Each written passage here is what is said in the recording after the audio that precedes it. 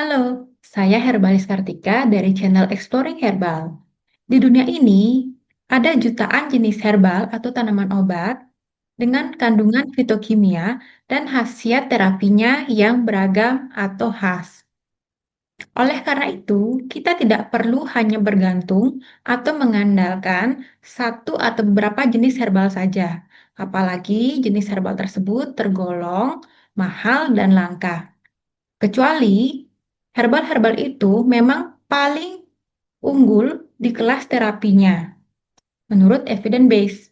Kalau tidak, kita bisa menerapkan prinsip repurposing atau mengganti jenis herbal itu dengan jenis herbal lain yang relatif lebih murah dan mudah didapat, asalkan setara atau lebih baik dari sisi khasiat dan keamanan. Di channel ini, Anda dapat menemukan banyak info seputar jenis herbal yang mudah ditemukan di Indonesia, beserta informasi terkait fitokimia dan khasiatnya yang tentu terkini dan terpercaya. Semoga dapat menambah wawasan dan membantu Anda untuk menemukan alternatif terapi alami yang cocok untuk Anda. Selamat menyimak. Pernah kebayang nggak sih kalau selembar daun yang kayaknya biasa aja, yang sering kita lihat ternyata nyimpan kekuatan yang luar biasa? Yuk kita bedah bareng-bareng rahasia di balik daun sirih atau nama kerennya Piper Betel dalam beberapa menit ke depan. Mulai dari ritual yang sakral jadi ramuan penyembuh, sampai kejutan di dunia kuliner modern, daun berbentuk hati ini punya cerita yang jauh lebih dalam dari yang kita duga. Ayo kita mulai perjalanan seru ini. Oke, pertama-tama kita bakal mundur ke masa lalu buat ngelacak jejak daun sirih sebagai emas hijau yang udah keliling dunia dan peradaban selama ribuan tahun. Coba deh, lihat peta ini.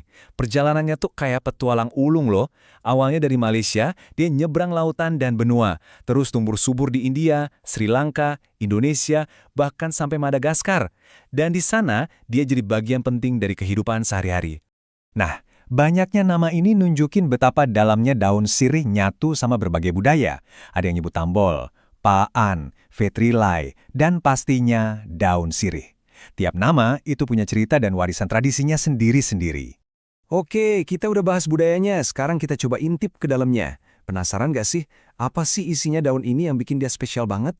Yuk, kita bedah sampai ke tingkat molekulnya. Jadi sirih ini kan sebenarnya masih saudaraan sama lada, pantasan rasanya khas banget ya. Daunnya yang mengkilap ini nggak cuma cantik dilihat, tapi juga punya spektrum rasa yang unik loh. Ada yang manis lembut, sampai yang pedasnya nonjok tergantung jenisnya. Nah, disinilah keajaibannya dimulai.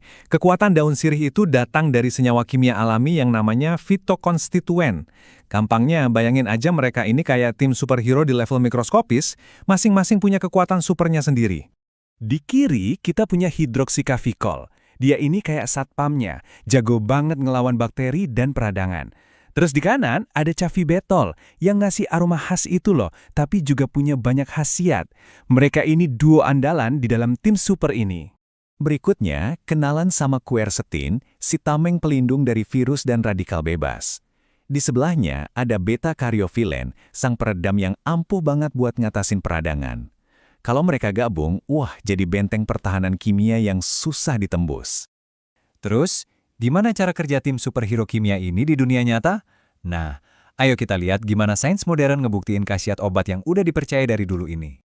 Slide ini benar-benar ngerangkum kekuatan medis daun sirih. Mulai dari melawan kuman sampai meredakan radang, sekarang sains modern ngasih bukti nyata buat apa yang nenek moyang kita udah tahu dari berabad-abad yang lalu. Salah satu kekuatan utamanya, dia ini pembasmi kuman alami yang super ampuh. Senyawa kayak hidroksikafikol itu terbukti bisa ngehambat bakteri-bakteri jahat. Jadi, dia ini semacam pembersih alami yang keren banget buat tubuh kita. Nggak cuman itu, daun ini juga jagoan buat meredakan nyeri secara alami. Senyawa-senyawa di dalamnya bisa bantu ngurangin bengkak dan rasa sakit, jadi bisa banget ngebantu buat yang punya masalah kayak radang sendi. Nah, ini bagian yang paling seru, di mana kearifan nenek moyang kita ketemu sama bukti ilmiah modern.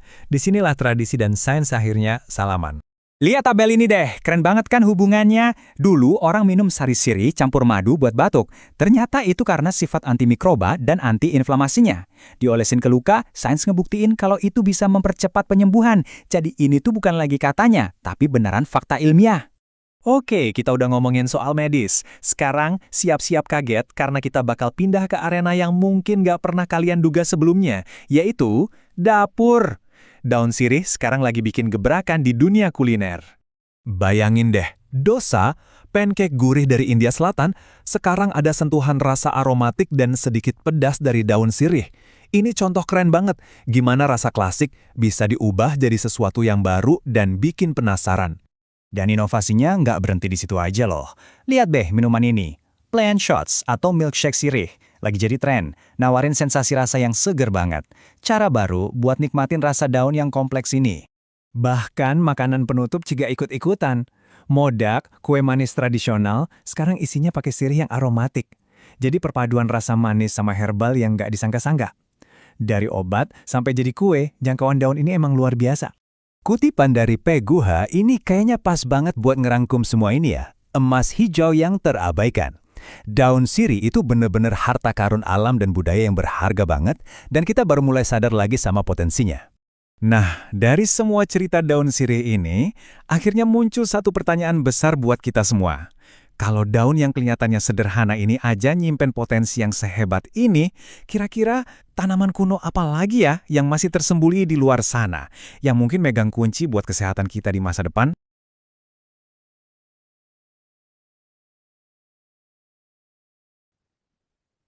Terima kasih sudah menonton video ini sampai akhir.